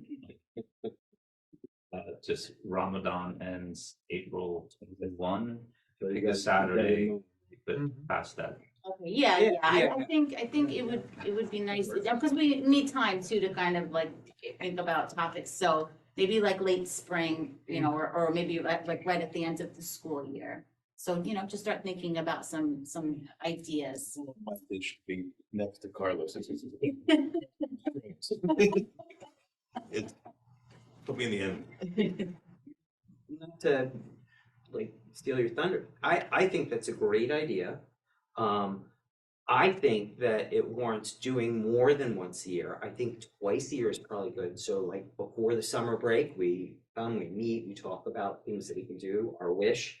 And then after school starts in the fall, before changing of the guards, we meet again to see what we've been able to do with those wishes. Just thinking. Yeah, I mean, I think the first go around, I don't know that we would want to have one in June and then have one again in like September, but like, let's see how it goes. And let's see what Kathy, Kathy's so good at that, and let's see what suggestions she has for us and, where it kind of leads us. Because sometimes you start with something like this, you start with like an agenda, you start with certain things in mind and you end up somewhere else, so let's see how it plays out. Great idea. Request for Mr. Walker, if I may, Madam President. Mr. Walker, is there any way you can reach out to this wrestling company, have them send over like maybe develop a flyer or something? I'm waiting for that from them. Okay, is our logo gonna be on there, or a Wildcat logo? I would hope. I don't know I don't know how they process their tickets or their advertising. Ask them to. You got your picture coming though like this. I can call Gino tomorrow and ask I about would that. think it's important the community knows that HPS is Because- facilitating this for them. I'll see if they could do that. Because If it's essentially, possible. I want them to run all their stuff. Oh, yeah, they're doing it. So Gino's been cooperative, and I think the plan was, once we get board approval, then he's gonna look to start creating stuff, but I don't know what the process is, but I could ask Gino. Okay, Because cool. then we can all, Gonna wrestle. no, we can, we can all, forward it in our social medias, right? We want to promote this big for the school. I don't know, you gotta ask Maria.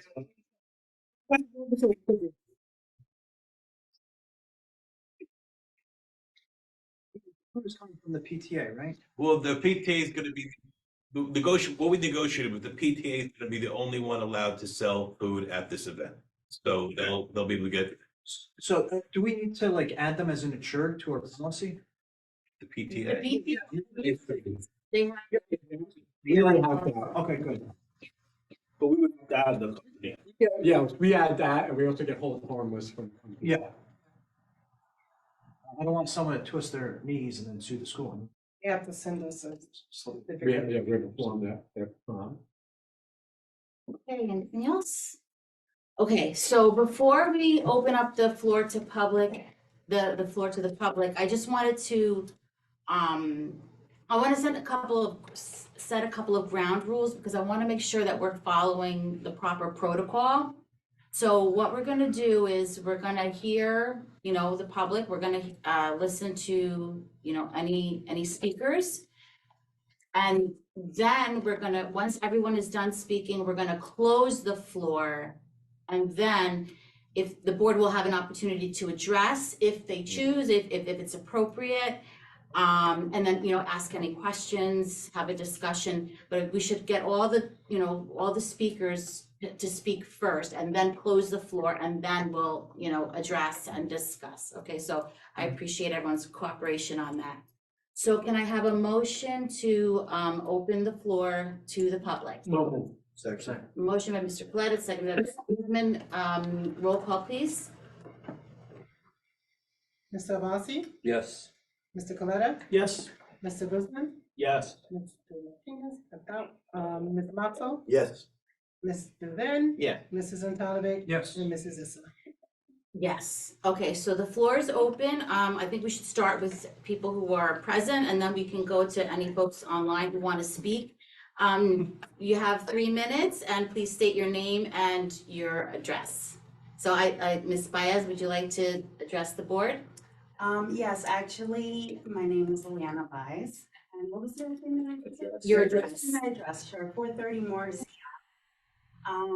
But I will not be speaking on behalf of my daughter tonight.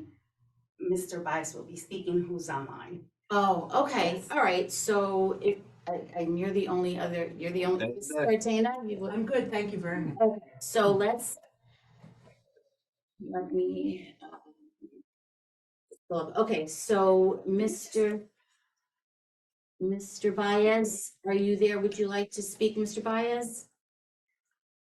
Could we unmute him, Bill? Yeah, he was just there. Okay, He's coming back in.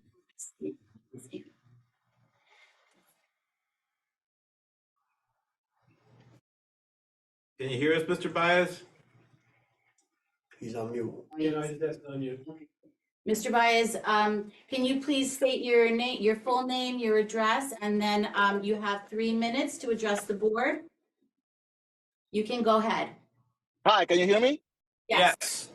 Hi, I apologize. I have technical difficulties.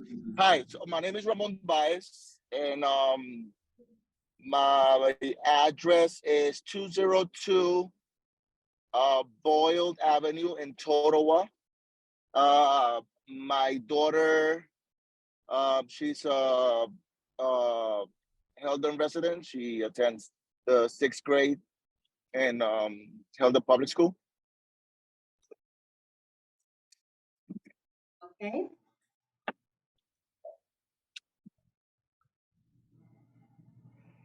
I'm sorry. Can I go ahead with my complaint? Yes, please, go right ahead. I'm sorry. It's that I missed everything. So I recently submitted a complaint to the board, and it's regarding the bullying situation that my daughter. This is the second. In less than a year, she has been the victim in 2 incidents inside the girls' bathroom. Last one was last March in 2022. And just like 2 weeks ago, she was again, she had an incident with another student who is, as my understanding, this student is notorious for fighting, for fights and issues with other students, a lot of suspensions. And I'm just concerned about the safety of my daughter and what's the school doing about this, and how this other student who is notorious for all these issues, and she's currently have another issue with another student. And I just want, like, what's the borderline for this type of students to be suspended from school? Okay, thank you, Mr. Baez. We're gonna hear all the speakers first, and then we'll address any comments after we close the floor. Thank you. Is there anybody else? Okay. Okay, yeah. Okay, Roxana, go ahead. Please state your name and address, and you have 3 minutes. Roxana Serna, 440 Southside Ave. Okay, so a couple things. I wanted to know if all the teachers are CPR certified. We had the 14-year-old that died on the playground in Newark. We also, I had a notification from a parent saying that a child was choked and was not notified by the nurse or the administration. We also have the issue in Central Jersey where the 14-year-old was did suicide and because of bullying. And I wanted to know, and since then the superintendent has took a leave or was on suspension, paid suspension or whatever it may be. If that ever happens in this school, since we only have a principal and a superintendent, we lose both superintendent and principal, which is why we need two. I did speak to George Guzman as well as the mayor of town, and they seem to be on board with the gun control luncheon seminar. All they need is HPS to, put it together. Another thing is, I saw a parent push her way into the small gym where there is no security. This wasn't recently, this was about 2 months ago. I forgot to bring it up in the last meeting, but I just wanted to bring it up now. To date, my daughter has brought home bumps from the school, flu, bronchitis, and now is out for the entire week and has brought home every 3 weeks a cold, the common cold.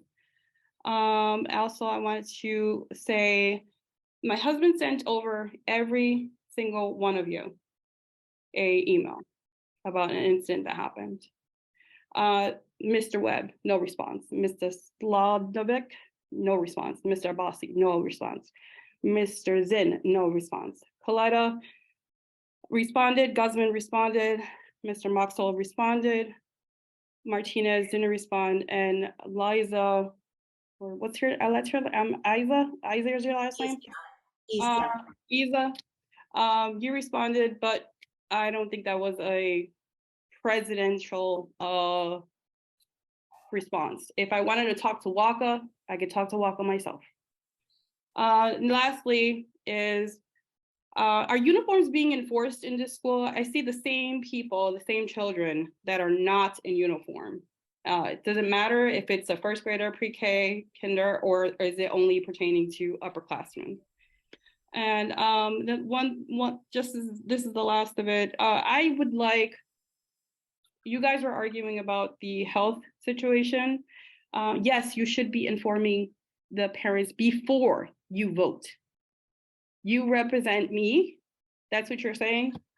So yes, you should be informing the parents and the community before you vote, especially if there is no due date. And the music teacher, parents, the music teacher, okay? You need to wrap it up, Roxana. It's been 3 minutes. I'm gonna say a list of things that has been done and has been given a slap on the wrist. What happened with my daughter in the incident that happened this month is not a slap in the wrist. And I hope that it was reported and I hope that it was documented because that is not acceptable for me. Anybody else, Mr. Miller? Okay, so I need a motion to close the floor. Second. Motion by Mr. Zinn, seconded by Mr. Martinez. Roll call, please. Mr. Abbasi? Yes. Mr. Coletta? Yes. Mr. Guzman? Yes. Mr. Martinez? Yes. Mr. Moxall? Yes. Mr. Zen? Yes. Mrs. Antonivic? Yes. And Mrs. Smith? Yes. Okay, just, to address Mr. Baez's, comments, there's a structure for suspension. We can't comment on any particular student, we can't, discuss anything from a student's record, but maybe Mr. Blanco wants to talk about how suspension, the structure of suspension. Yeah, so there are certain suspensions, there are certain levels of discipline where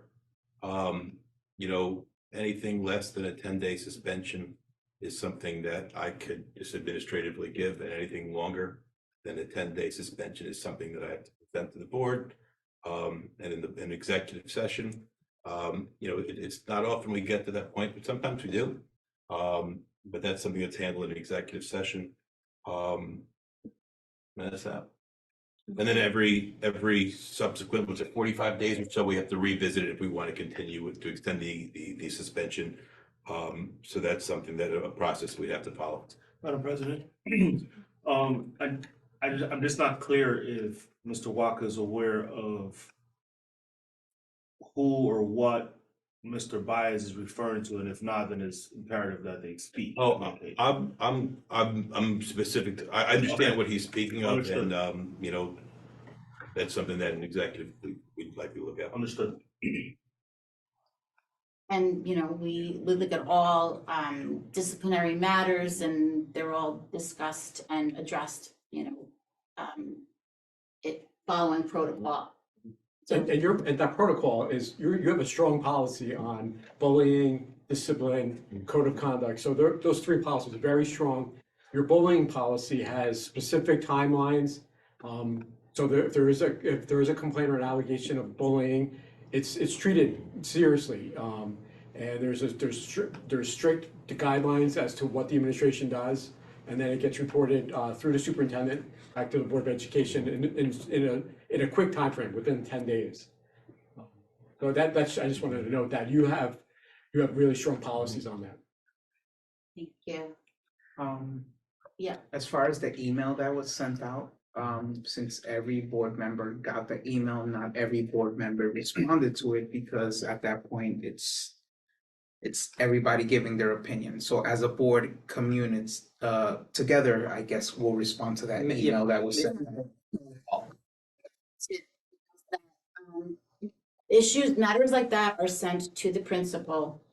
Board members do not, especially not individually, as Mr. Merlino pointed out earlier during our ethics presentation. Individual board members don't respond to, requests or grievances or complaints like that. It is referred to the principal or the school, the chief school administrator. And then there's also a protocol for that. So, and there's a hierarchy. I think we discussed it at the last minute. The complaint starts, first it's the teacher, then it's the vice principal, then it's the principal, then it's the chief school administrator or the superintendent. So, the board wouldn't and shouldn't respond to an individual email sent just to him or her, regarding a complaint. So. Thank you, President, because obviously, Roxanne mentioned a bunch of our names, and just want to make it clear that we're not responding to that email because of what you just expressed. I actually didn't even get the. Sorry. Oh, not uncommon to misspell my name, it's okay, I didn't either, but even if I did, as a board member, it's something I wouldn't respond to. That's something for the board to address, not me individually. I received that email. I called Mr. Walker. Spoke Yeah, about it, and that's he addressed it. if I did get that, I would have forwarded it to. We should. That's what we did. Thank you. That's what I did. That's what we're supposed to Just do. clarifying. Yep, Yeah. yep.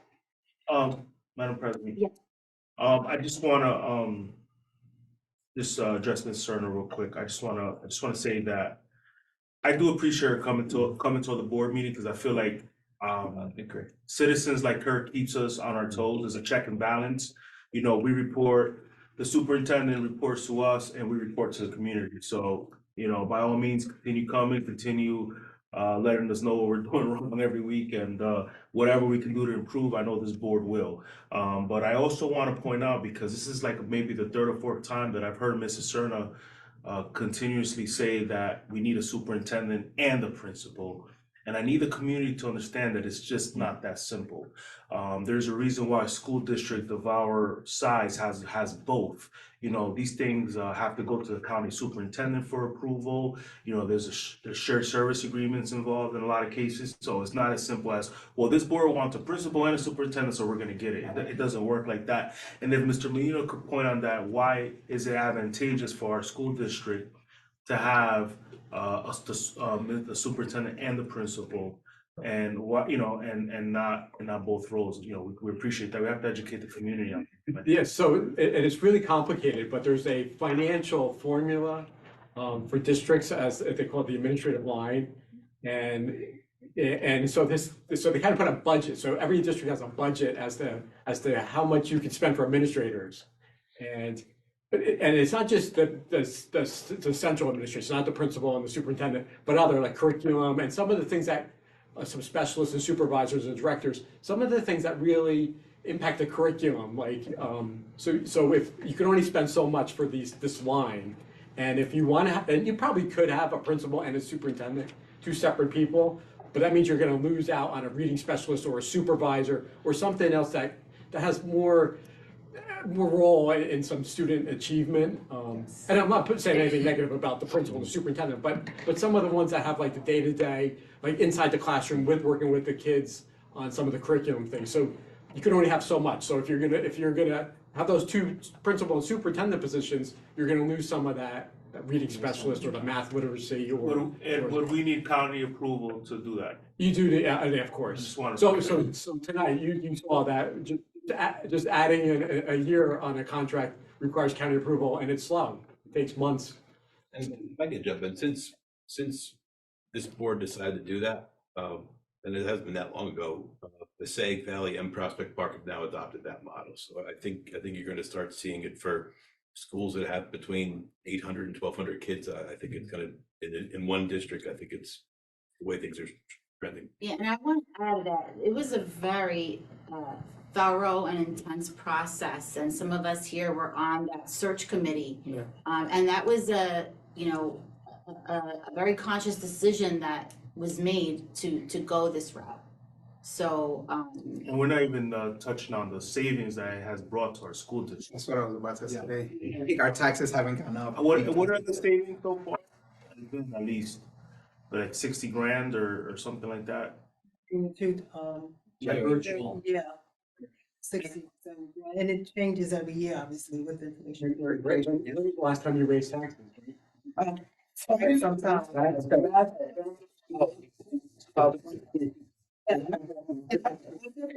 know, like Mr. Alito was saying about the admin heavy, that's a hard time right now, even for myself during budget season, to make that formula work.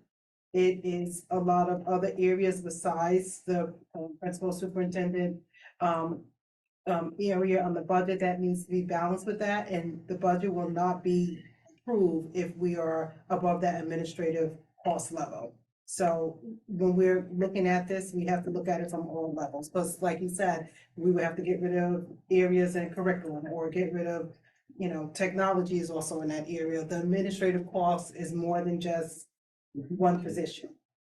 And may I just add that, you know, Mr. Waka has a very strong administrative staff. So don't take offense, he's not the end all be all. You know, you have a very strong administrative staff in this district that can guide the district should they be required to.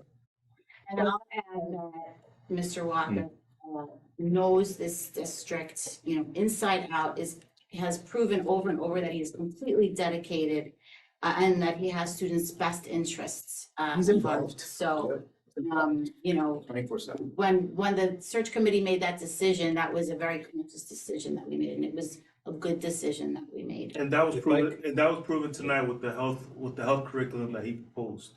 Thank you. Okay, and when this came up and the controversy happening throughout the state, I wasn't worried because I knew that we have a fair-minded chief school administrator that was going to deliver a fair educational curriculum as it pertains to the new health and sexual education standard that was shoved down our throat by the state of New Jersey. And I appreciate you, Mr. Walker, again, for delivering and proposing a fair curriculum that actually makes sense for our children, not nothing crazy like some other districts have adopted. And listen, no one is perfect. We can't please everyone. All we can do is come in here every day and try to do our best for our children. Thank you. So if I can also address some of the other comments. So it was a good question about CPR. So That was a great question. all gym, all physical education teachers and coaches, they get annual the CPR training. Some of their staff have asked if they could join that training, and we've always looked to say yes to that. But teachers they're not all mandated to get CPR training, but a lot of our staff have wanted to do that. As far as the go ahead. Do we have, how many AEDs do we have? We have one in the nurse's office, one right outside by the gym, one upstairs by the middle school where SRO is located a lot. So I know of at least 3 that I can pinpoint right now. There one in the small gym? The small gym yeah, they absolutely has one up on the side there. So that's 4 that I could physically think of. As far as the uniforms, it's another good question. So what we've noticed is before COVID, the middle school kids would change for gym. And then once COVID hit, we're told keep everybody apart, spread of art. So we didn't have kids change for gym. The plan is, I haven't told this to anybody yet, after spring break, our middle school kids are going to go back to changing for their gym class. Our secretary Jenny actually scheduled me a meeting later in the week with our phys ed staff. So I'm just seeing what do they need from me administratively so that we can get the kids back to doing that, because we found that a lot of times the kids will wear stuff and say, well, I have gym today, that's why I'm wearing these particular pants. And it was very hard for us to, like, I won't know who's got gym in what particular day.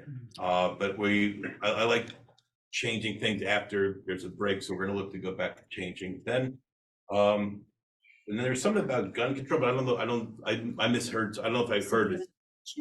Lunch or gun, I couldn't. A gun control luncheon. So Ms. Serna has been advocating for some type of assembly or community forum to talk about gun safety and things like that. It doesn't have to be at HPS, it could be out of the library and things like that. But I think she's more leaning toward the school and perhaps even involve teachers, so on and so forth. So it doesn't sound like a bad idea and at all. And any type of forum to better educate our community is a good idea. So whatever we can do to make that come to fruition, why not? Did we answer her question about was I answering her question about the uniforms? I wrote down, I couldn't hear if she said gun control or something. I didn't know what. I know she mentioned about health, meaning her kid being sick because of other kids being sick. And I think I want to touch base on that. Unfortunately, a lot of parents send their kids to school sick. And it's not something that we can control, or it's not something that we know about, because we don't know what we don't know. And unfortunately, when the kid comes to school sick and the kid stays quiet and doesn't say anything, and then all of a sudden everyone else gets sick because that kid was sick, it's not something that we can control. If the nurse is involved, then the nurse sends the kids home or the calls the parents or etc. But if the kid, it's just a kid, is got the sniffles here and there, has a tissue and is just going about his day, the next kid that's next to him here it's getting sick, and then unfortunately we can't control that. But we do urge our parents to please, if your kids are sick, please keep them home. And Victor, I think I agree, and I think one of the previous board meetings, Victor had suggested I report the monthly attendance. So at the end of the month, I've been sending that to the board, and the last 2 months have been pretty strict. I was pleasantly surprised with our attendance rate the last 2 years. And if I may, please, also parents, if you're seeing this, some people watch on YouTube. You also need to test your kids. If they're not feeling well, if not, get them tested. Just don't send them to school, because you're not helping the situation, right? Then other parents get upset, and then they they complain about, hey, how come my kid keeps getting sick? But also parents are sending their kids sick to school, so please, have a lookout for that, right? I mean, if your kid is sick, keep them home. At least 4 or 5 days. I mean, I hate to say that, right? But I mean, if you're sick, at least 4 or 5 days until you get better. Right? And then send Well, them back to I school. think, just by nature of being in the school, you're gonna have sicknesses and things going around. So, we try to mitigate that as much as possible. We ask our parents to keep their kids home if they're sick, but it's, and Mr. Platter, you wanted to say something? Oh, just getting, President Isa, if I could just respond, with reference to responding to the email, the, complainants were forwarded to Mr. Waka. And it's like, I guess you guys suggested, and I'm assuming also like a good question for Mr. Marino. I'm sure board emails are subject to Oprah.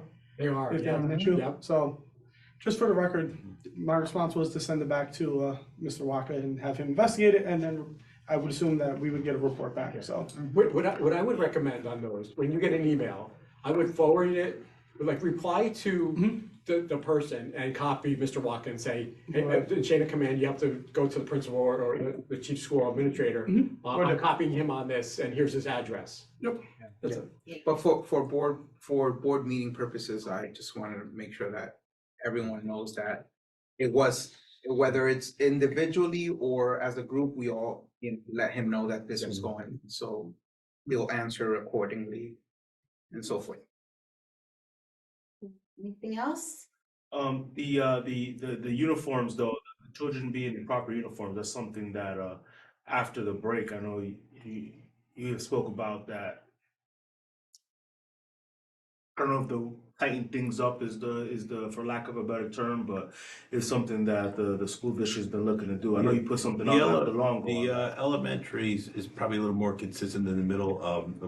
We'll talk about that. But I think the big problem is that it's the gym. The kids know I could just say, well, I have gym that day, that's why I'm wearing these things. And it's very hard to administer that. But if we have the kids changing, then you change for gym like we did, I guess, all your kids. And you're looking to do that after the break? I'd like to do that after the spring break. We're good? Okay, so we need to make a motion to go into executive session. Wait, do we? Oh, we already closed the. Yeah, we did, we closed. Okay, so I got a whole bunch of moved by Mr. Martinez, seconded by Mr. Motzko. Roll call, please. Mr. Rossi? Yes. Mr. Coletta? Yes. Mr. Guzman? Yeah. Mr. Martinez? Yes. Mr. Matzo? Yes. Mr. Sin? Yes. Mr. Panovich? Yes. Okay, so thanks everyone for coming. Have a good night. You gotta Oh, close the meeting. Okay, sorry. So yeah, motion to adjourn. Second. Mr. Martinez, seconded by Mr. Motzko. Roll call, please. Mr. Rossi? Good night. Mr. Coletta? Mr. Guzman? Mr. Martinez? Mr. Matzo? Mr. Vin? Yeah. Mr. Panovich? And Mrs. Issa? Good night, everyone.